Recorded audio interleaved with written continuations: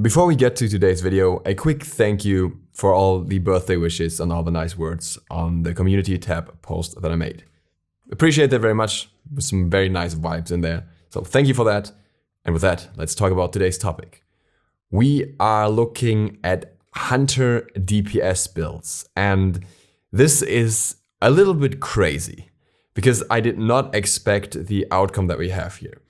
So this information is not originally from me. A big shout out to Impish Coconut on Reddit and on YouTube as well, but he doesn't really use that. This guy has been putting out a ton of different stats for different roles, for different classes in terms of item builds. And what he does is he does massive calculation sets where he basically puts every possible item combination into a calculator that he made himself and then calculates the ideal DPS outcome. Or in other cases, ability combos and more similar things. So I've been in touch with Impish Coconut a little bit for a while already regarding another video that I want to make, but this one just came up and I thought it was really cool and really unexpected what we got to see here, because there's one item in there that really you wouldn't think it would be in there, at least not in the form that's in there. I'm just gonna scrape the surface of all the calculations that exist in the thread, so I will link that down below. Feel free to check that out for a ton more information. But this one is just gonna focus on the highest DPS builds for more situations and why they're so interesting. Mainly because for the first time in a long time, we have a drastic shift in the core items for hunters, meaning there is a new item that hunters can utilize, or a changed item that was never in highest DPS builds before and now is in pretty much any of them without even utilizing the passive. The item we're talking about is Silver Branch Bow.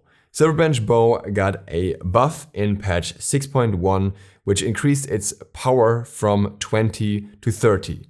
And that led to a very interesting outcome, because now with Silver Branch Bow, you get 35% attack speed, 30 physical power, and 10 physical penetration for 2,200 gold. Now, there are items that can overall get somewhat similar stats, like for example Echeival. But Echeival doesn't even have quite as much attack speed, and Echeival also takes quite a while to stack up, where Silver Branch Bow with its 30 power is just ready to go. And essentially this last buff was the straw that broke the camel's back. Silver Branch Bow is one of the most DPS efficient items in any hunter build that you can build right now, while not even utilizing the passive. And it obviously becomes stronger when you can utilize the passive, but really the passive is very, very secondary on this item. For example, one of the hunters for which this is the highest possible DPS build is Hou Yi, who does not get any attack speed steroids and will not overcap with this build. So he literally does not benefit from Silver Branch Bow's passive unless you have external buffs from other guards, from other items that they have. And it still is the highest DPS. How much DPS are we talking? Well, that depends on which variation of the build you look at and against what target. Against a target with the standard level 20 base protection 76, you would have somewhat between 648 and 715 DPS. Now keep in mind, these builds are heavily focused on attack speed. Depending on which guard you're playing, you can feel like that's more of an upside or a downside. Some guards or some players prefer more penetration, of course, for more ability focused builds, for example. But on the other hand, having a lot of attack speed means you can also get away with missing some basics and just keep on spamming basically, and you will still get a very high damage output overall.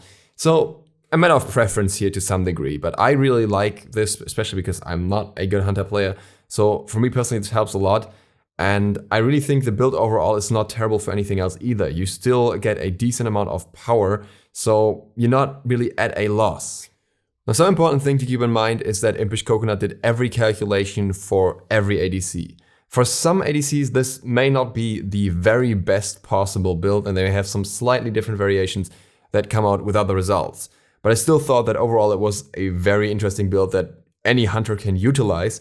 So I'm not gonna exclude the ones where it's not maybe the super maximum DPS, but only towards the highest end really. The calculation was also done across 4 basic attacks, so it's really not much of an advantage in regards to Executioner here, which would shine with more basics than that basically because of the full stacks. All build variations also include a lifesteal item, so that you don't have to sacrifice that either. Now, the default build basically looks somewhat like this. You have Silverbranch Bow, Ninja Tabi, at some point of the build, Executioner, Kin Size, Bloodforge, and Odysseus Bow. And for me personally, that is probably the order that I would go with. For optimizing DPS, you might have to build Bloodforge a little earlier, depending on the circumstances. But I generally like to have this flexibility to have Executioner in there relatively early and Kin Size when it is warranted at all. And obviously Silverbranch as the first item due to that nice power, but you want to finish your boots beforehand. So you want to have your Ninja Tabi finished and then you've built the other parts of Silverbranch after the tier 1 item. I also usually start with Hunter's Blessing just because I like to have that bit of an early spike. And I do think that there is definitely room to swap out Bloodforge for Devourer's Gauntlet if you need it. It will give you a little bit lower DPS. I think it's like 20-ish less DPS, but in return you get much higher lifesteal. If you're okay with the stacking phase, Silverbrand itself obviously gives you a more aggressive early game. So that's up to preference, but both are options that are viable with this build. So this would be the 648 DPS variation. It's also just calculated with 1 proc of Odysseus Bow, no bounces. And that is very important because the moment you have a single bounce, the damage really goes up here. You have to keep in mind that with Bloodforge, you still have a decent amount of power and the other items all come with power as well. So with Odysseus Bow having a buff recently too, you will bounce for a lot of damage between multiple targets, which is very important for late game team fights, which is why I value this item so much. To me, it was just interesting that you have Silverbranch and Odysseus Bow in the same build. Normally, you would have thought that Odysseus Bow just replaces Silverbranch lately, but that does no longer seem to be ideal. If you're able to swap out boots, then in order to maximize your DPS, what you want to swap it out for is the Crusher. But now, some of you may say, yeah, okay, that's maybe high DPS, whatever. Crit definitely gets you higher DPS. And you are not wrong, again. With 1 Odysseus Bow, 648 DPS is the maximum. With multiple procs, Odysseus Bow probably outdamages any crit build easily.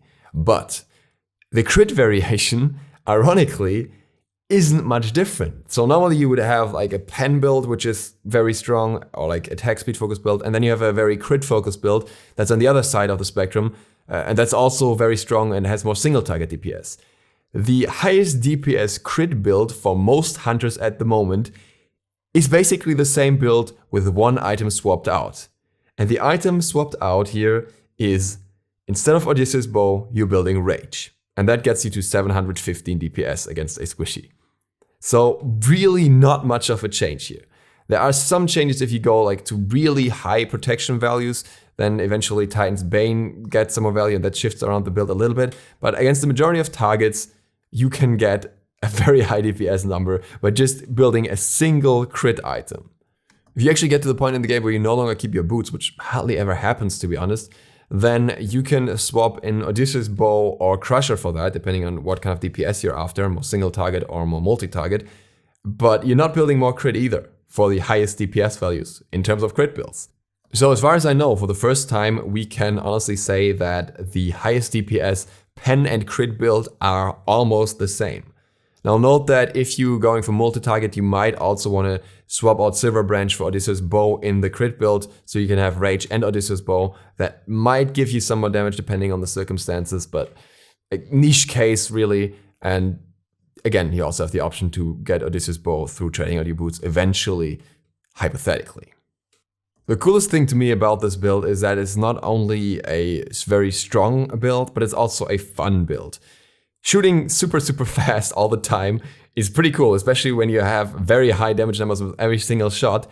Any objective, any structure will just melt under you. You will see that later in this very footage, that towers are just gone in a few seconds, and it works against any objective on the map. Even a fire giant or something is very easy to take down with this. And that's despite Titan's Bane no longer working, which was the ideal option for that beforehand and made it feel much quicker.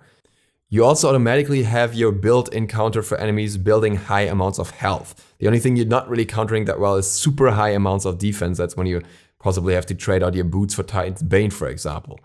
But it still works out very nicely in terms of the damage output against pretty much anyone that you can fight against.